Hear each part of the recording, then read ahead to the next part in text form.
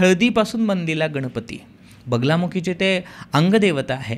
जेव्हा तुमच्यावरती खूप जास्त कर्ज झालेलं असेल ना, त्यावेळी तुम्ही हरिद्रा गणपतीची उपासना करा. हरिद्रा गणपती कवचाचं तुम्ही पाठ करा. जे तुमच्याकडे जे काही परिचित जे गुरुजी असतील, जे कर्मकांड करणारे, ज्यांना या क्षेत्रातलं नॉलेज आहे, अशा गुरुजींकडनं तुम्ही त्याची माहिती घेऊ शकता. हरिद्रा गणपतीचं कवच ह्या तंत्रशास्त्रामध्ये अत्यंत महत्त्वपूर्ण मानलं जातं.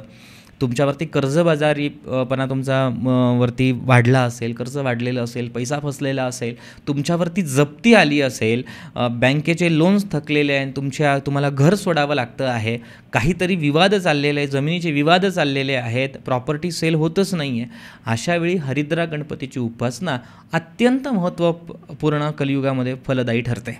आणि विदाऊट हरिद्रा गणपतीची उपासना तुम्ही बगलामुखीची साधना नाही करू शकत.